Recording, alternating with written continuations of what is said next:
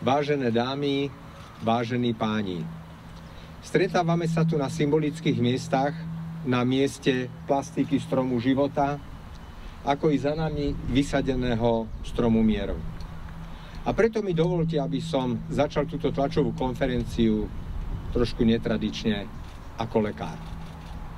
Ako lekár, ktorý prináša na svet život a počas celej kariéry profesionálnej sa o tento život aj stará.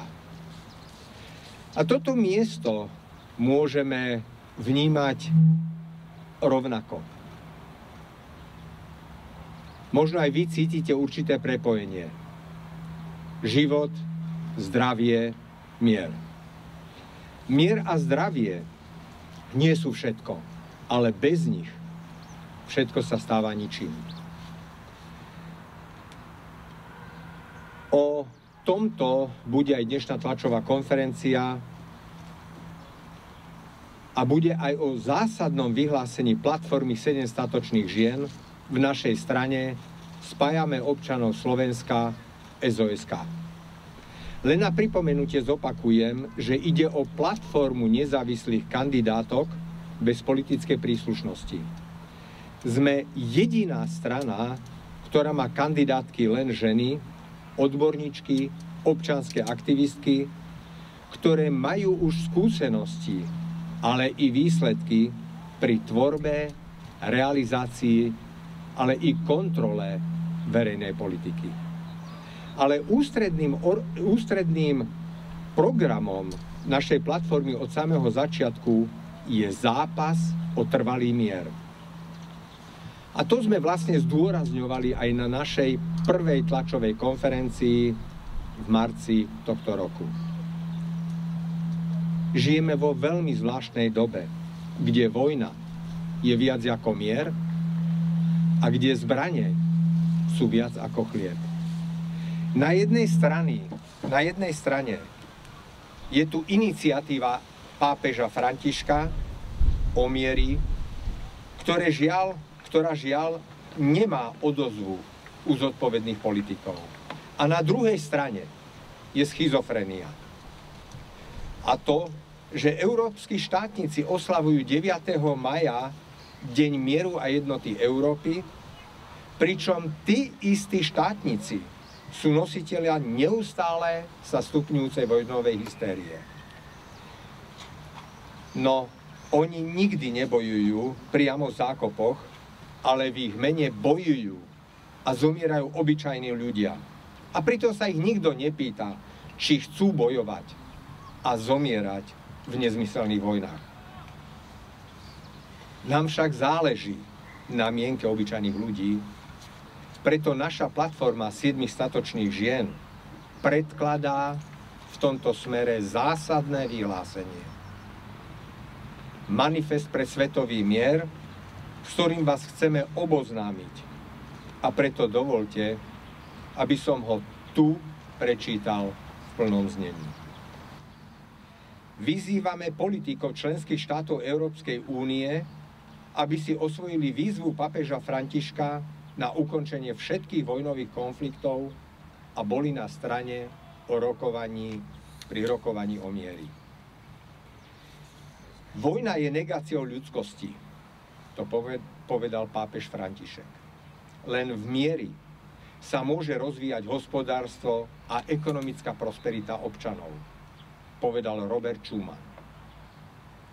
Dňom Európy 9. mája, ktorý je oslavou mieru a jednoty v Európe, si pripomíname 74 rokov od Schumanovej deklarácie, prejavu francúzskeho ministra zahraničných vecí, ktorá dala základy integračného procesu európskej povojnovej mierovej hospodárskej spolupráce a postupne sa pretvorila až do dnešnej Európskej únie. Jeho myšlienkou bolo, že previazanie hospodárskych záujmov pomôže zvýšiť životnú úroveň a bude prvým krokom k zjednotenej Európy. Príspevok, ktorý môže organizovaná a žijúca Európa dať civilizácii, je nevyhnutný na zachovanie mierových vzťahov. Svetový mier nemožno zachovať bez toho, aby sme nevyvinuli tvorivé úsilie úmerné nebezpečenstvám, ktoré ho dnes ohrozujú. Kto iný ako ženy, darkyne života, vedia lepšie uplatniť pápežovú výzvu na zastavenie tohto vojnového šialenstva a nastolenie trvalého mieru a tým prosperity všetkých ľudí. Vyzývame ľudí dobrej vôle všetkých krajín. Spojme sa pre svetový mier. A mnohí sa budete pýtať, že ako chceme docieliť a zabezpečiť, aby sa táto naša iniciatíva dostala aj do ostatných krajín a prešla prakticky medzi všetkých ľudí.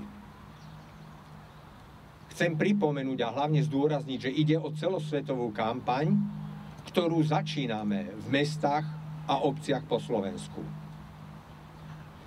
Našou holubicou sú, ako ste si všimli, sú biele balóny, na ktoré sa budú ľudia podpisovať a symbolicky ich vypustia v sídle Európskeho parlamentu v Bruseli, kde aj odovzdáme tento manifest. Na jeho naplnenie oslovíme však všetky relevantné inštitúcie Európskej únie a strany Európskeho parlamentu.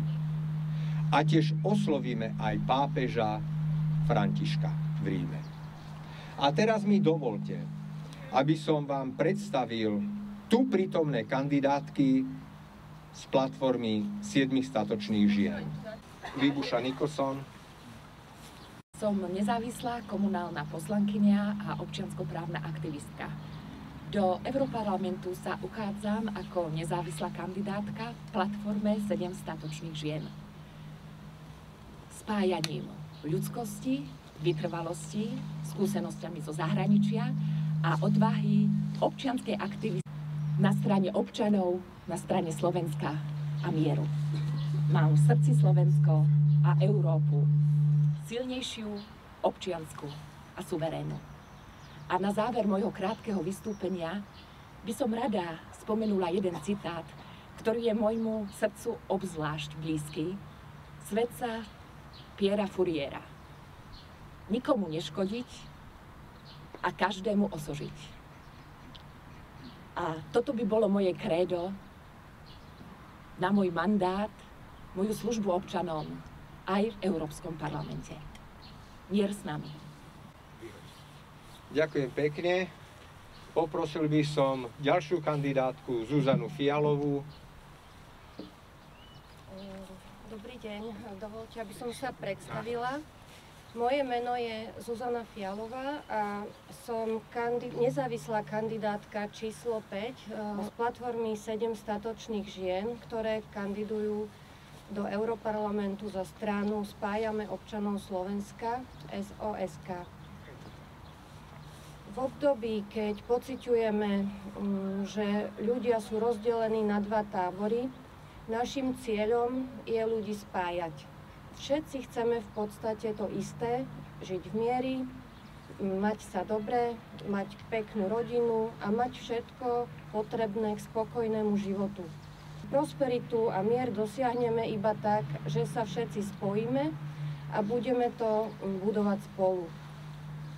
To je taká naša priorita a samozrejme, že radi sa zúčastníme volieb a chceme doplniť to radou poslancov ľudí vzdelaných, čestných, ľudí, ktorí majú vôľu a odvahu výjsť z každodenného života a prispieť k tomu, aby sme budovali našu krajinu a zastupovať v Europarlamente zodpovedne, čestne a obhájiť Slovensko, jeho záujmy v rámci Európy. A to je asi to najdôležitejšie, čo som chcela povedať. Ďakujem. Ďakujem pekne pani Fialovej.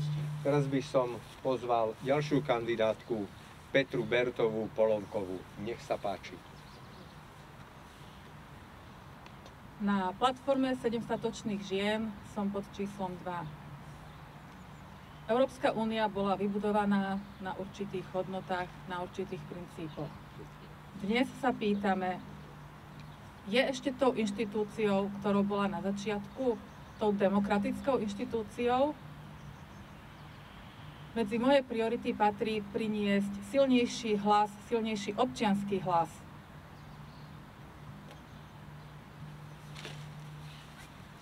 Ďakujem pekne a posledná vystúpi pani Dagmar Vajsabelová, naša kandidátka zo 7 statočných. Nech sa páči. Dobrý deň, milované Slovensko, milovaná Európa. Je najvyšší čas spojiť sa v miery a láske s plnou, vyrovnanou mysľou k tomu, aby sme zabránili všetkým aktuálnym vojnovým konfliktom v Európe a vo svete. Pripájam sa vedome k tejto našej výzve a požiadali by sme prezidenta Slovenskej republiky, vládu, parlament a všetkých občanov Slovenskej republiky, aby sa pripojili k tejto mimoriadne dôležitej mierovej výzve. Iba tak dokážeme žiť v miery a láske, v kľude so svojimi rodinami a deťmi. Zo srdca vám ďakujem. Ďakujem veľmi pekne. Skôr ako prejdeme k otázkam, ak budú nejaké, dovolte, aby som aj